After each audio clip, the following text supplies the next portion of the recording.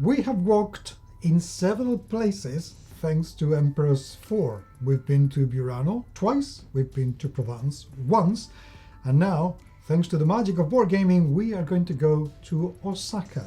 This is a game they released at Spiel 2025, and they were very kind to give me a copy so I could do the review.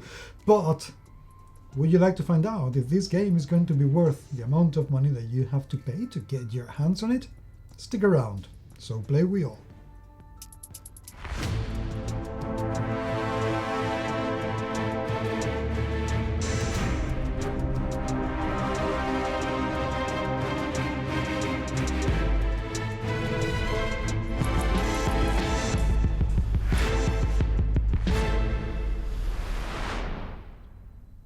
The Walking In series is an absolutely charming collection of games in which you're either going to be creating your own colorful street in Burano or taking some photographs in Provence. Walking in Provence is my favorite of the three, and I haven't played Osaka yet, but it promises a lot because the theme remains. You're going to be walking in the old charming Osaka and creating your very own album of photographs, which sounds absolutely delightful. The top of the box tells already that story, showing a beautiful, tranquil, very colorful and quaint street where things are going on around, people are living, and you're just there. They have this model in the middle, just as if posing to have a photograph taken, which is, as you can imagine, very, very fitting for the game itself. The back tells us exactly what we're going to find in, what the game's components are going to look like, and most important, I like this. It shows you, the level of strategy, how much luck you need, the player interaction. These measures here, I love, and I wish more games did that, because for me, this is a very important thing.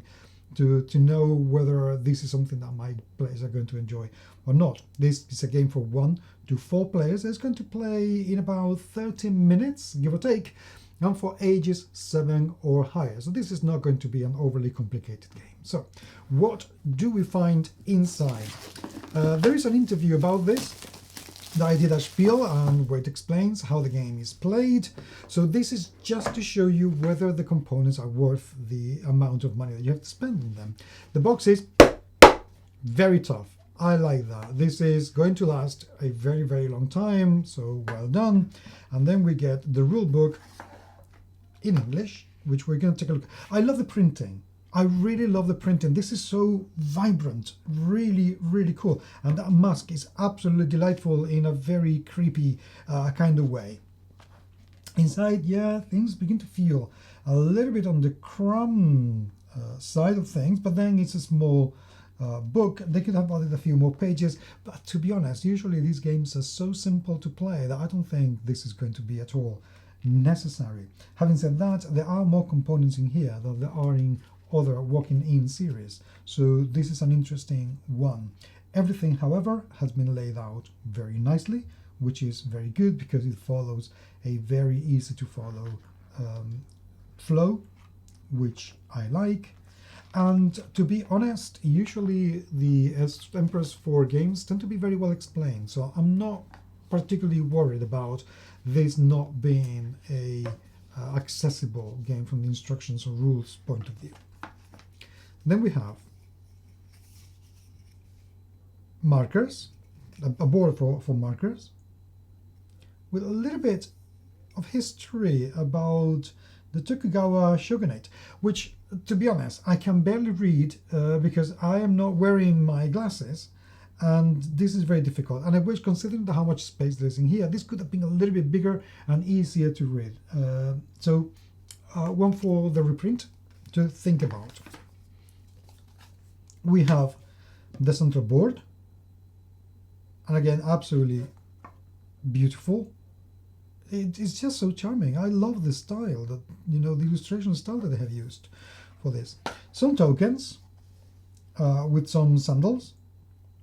They've all been printed more or less in the same spaces, which is very good, because to me that is something that means that the production has been taken care of and that there was some quality. Otherwise, you know, they would be a bit too close to one side and not to the other, or to the top, to the bottom, so on and so forth. Not this have been cut properly, which is nice. Do they come out easily enough?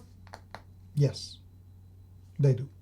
And with, I have to say, I hope you can hear this very satisfying crunch. Let's try another one. Very good. I like that. This is one of the joys of board gaming. So, more tokens, loads of them. We have some sheets that depicts some scenes, more sandals. They're double-sided, and we get the black and white and the color. And there we are, as I thought. The woman in the cover is actually posing in here to have her photograph taken in Osaka. There is a deck of cards. Let's see how easy or difficult it is to open this. Question is, am I going to need my Stanley knife to open this? Or should I use my teeth? Oh, neither. Easy enough. So, the cards, okay, they're not particularly thick, however, they are laminated. I always comment on whether the cards are thick enough or not. Personally, is the thing that worries me the least, because sleeving is kind of a thing that you have to do when you're playing these kind of games. So, and the box, which I will show you in a second, the insert, does have plenty of space to have this sleeved. So, yeah, they should be a little bit thicker, but okay, it's the thing that worries me the least. The thing that will worry me is the printing is gorgeous, the illustrations are really cool, the icons are large enough for what they need to be, and there are plenty of them to make sure that there is replayability, which is absolutely lovely. I love how full of flavor these illustrations are. And we also have some 8 cards for the players with the turn summary on one side and the scoring on the other. This is very handy. I like this little detail. This is not the only thing we have, so give me just a second so I can put this aside. And inside the box, look at the insert. The insert is absolutely delightful. It's just cardboard, so not particularly durable. They haven't gone through the plastics option, which I very, very much appreciate. I prefer this than plastic. And then we have 2 little bags with meeples in one of them. Nothing special about them, they're just regular standard meeples. And some of the tokens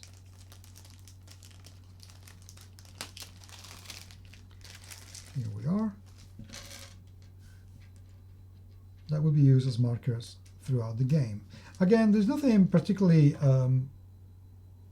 special about them other than the shape that they've been built very much in purpose. And wow, making a hole inside one of those is a square one at that.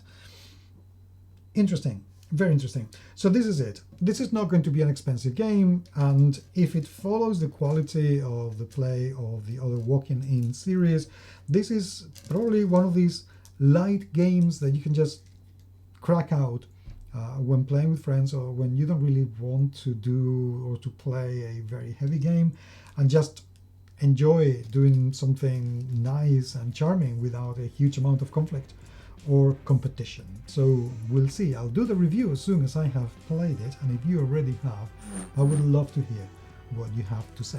But until the next time, thank you very, very much for being there. I hope that you will give Giving on Osaka a proper look, and I will talk to you very, very soon.